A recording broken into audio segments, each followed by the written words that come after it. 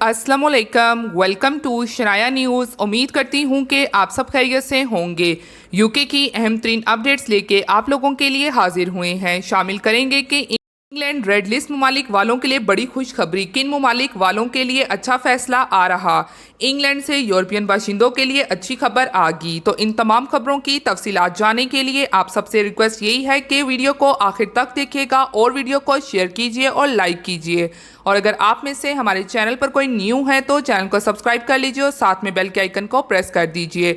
तो चलिए टाइम को वेस्ट किए बगैर बढ़ते हैं आज की अहम तरीन अपडेट की जानिब। आज की पहली अपडेट को शामिल करेंगे जो कि इंग्लैंड से यूरोपीय बाशिंदों के लिए अच्छी खबर आ गई। ईयू प्री सेटलमेंट स्टेटस वाले अफराद जिन्होंने अपना प्री सेटलमेंट स्टेटस अप्लाई किया था उसमें अब काफ़ी सारे लोगों के केसेस को रिजेक्ट किया जा रहा है, जो कि ईयू प्री सेटलमेंट स्टेटस वाले अफराद के लिए जानना ज़रूरी है कि क्यों और किन का रिजेक्ट किया जा रहा है प्री सेटलमेंट स्टेटस। मज़ीद काफ़ी लोगों का रिफ्यूज़ल भी आ रहा है, तो उन लोगों के लिए एक अच्छी खबर है। तो न्यूज़ की तफसीलात के मुताबिक तो सबसे पहले तो ये कि ईयू प्री सेटलमेंट स्टेटस वाले अफराद उनके केसेस को रिजेक्ट किया जा रहा है। तो इस हवाले से जो मेन वजह सामने आई है उसके मुताबिक ईयू प्री सेटलमेंट स्टेटस वाले अफराद से बाकायदा तौर पर जो सबूत और प्रूफ मांगे जा रहे हैं तो वो नहीं दे पा रहे हैं, जिसकी वजह से लोगों के केसेस को रिजेक्ट किया जा रहा है। ख्याल रहे कि कुछ लोगों ने इस हवाले से फेक प्रूफ भी दिए हैं जो कि पकड़े जा रहे हैं, और जो फेक प्रूफ दे रहे हैं उनको डायरेक्टली डिपोर्ट भी किया जा सकता है। तो इसलिए ऐसे लोगों को एहतियात की ज़रूरत है, वरना उनको डिपोर्ट किया जा सकता है। और दूसरी जानिब जिन लोगों के केसेस रिफ्यूज़ हो रहे हैं तो ऐसे लोगों को परेशान होने की ज़रूरत नहीं है। अगर उनके प्रूफ भी बिल्कुल ठीक हैं तो ऐसे लोगों को बिल्कुल भी फिक्रमंद होने की ज़रूरत नहीं है, क्योंकि वो दोबारा से अपील कर सकते हैं इस प्रोग्राम में और इनको डिपोर्ट नहीं किया जाएगा जब तक इनके केसेस का फैसला नहीं आ जाता। ये ऐसे ईयू सेटलमेंट स्टेटस वाले जिनके केसेस रिफ्यूज़ हो रहे हैं और उनके सबूत भी ओरिजिनल हैं तो उनको परेशान होने की ज़रूरत नहीं है, वो दोबारा से अपील कर सकते हैं और ना ही उनको डिपोर्ट किया जाएगा। तो इसी के साथ अब बढ़ते हैं अगली अपडेट की जानिब कि इंग्लैंड रेड लिस्ट ममालिक वालों के लिए बड़ी खुशखबरी, किन ममालिक वालों के लिए अच्छा फैसला आ गया।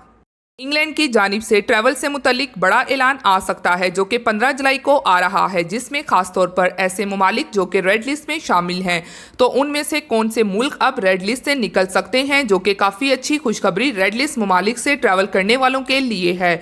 तो अब इस बार कौन से ममालिक ऐसे हैं जो रेड लिस्ट से निकल कर अंबर में शामिल हो सकते हैं।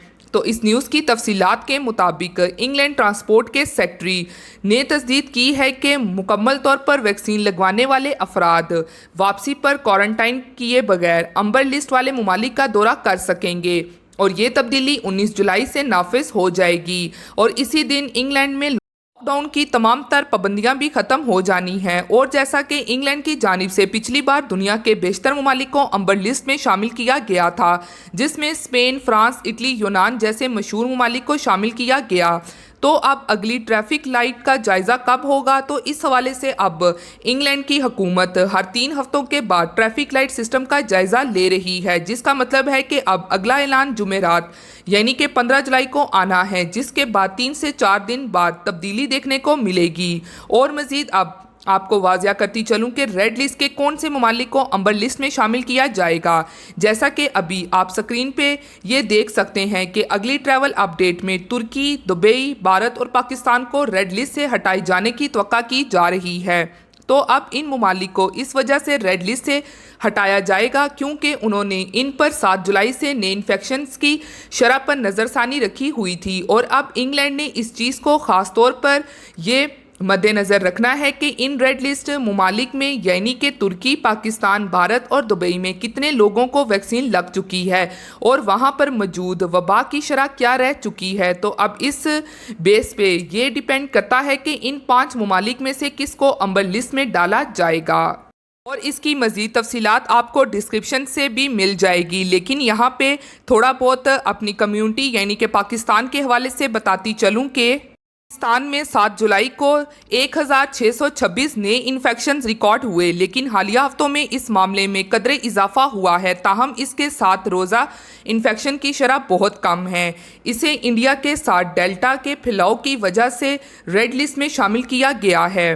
केसेस नंबर बताते हैं कि पाकिस्तान को अंबर फहरिस्त में वापस आना चाहिए, ताहम मुल्क के 2% से भी कम को मुकम्मल तौर पर वैक्सीन लगाई गई है।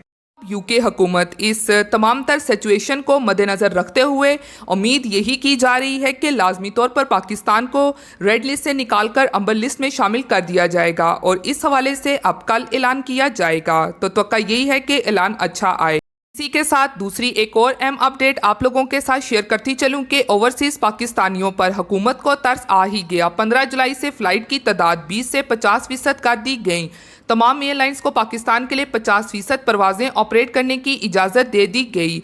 हुकूमत की जानिब से जारी नोटिफिकेशन के मुताबिक तमाम गैर मुल्की एयरलाइंस 15 जुलाई से अपने फ़िज़ाई ऑपरेशन की 50% परवाज़ें पाकिस्तान के लिए ऑपरेट कर सकेंगी। कोरोना फैलाव के तनासब में NCOC की हदायत पर कुछ अरसा कबल गैर मुल्की एयरलाइंस के फ़िज़ाई ऑपरेशन को 20% परवाज़ों तक महदूद कर दिया गया था। महदूद फ़िज़ाई ऑपरेशन के बाइस हज़ारों पाकिस्तानियों को वतन वापसी के हवाले से मुश्किलात का सामना था। मुसाफिरों की मुश्किलात के पेश नज़र NCOC की सिफारिश पर और वफाकी कबीना ने आज गैर मुल्की परवाज़ों के ऑपरेशन को 50% करने की मंजूरी दे दी है। फैसले के तहत रोज़ाना मज़ीद 2500 से 3000 अफराद पाकिस्तान आ सकेंगे। इसी के साथ अब अगली अहम अपडेट को शामिल करेंगे, जो कि यूरोपीय अदालत बराए इंसानी हकूक़ ने तारकीन वतन को फैमिली बुलवाने की इजाज़त ना देने पर यूरोपीय मुल्क पर बड़ा जुर्माना कर दिया और फैमिली बुलवाने में रुकावट बनने वाले कानून के खिलाफ फैसला सुना दिया। तफसीलात के मुताबिक डेनमार्क अगरचे यूरोपीय यूनियन का रुकन नहीं है, ताहम वो कौंसिल ऑफ यूरोप का रुकन है। इस तरह डेनमार्क पर यूरोपीय अदालत का दायरा कार आता है।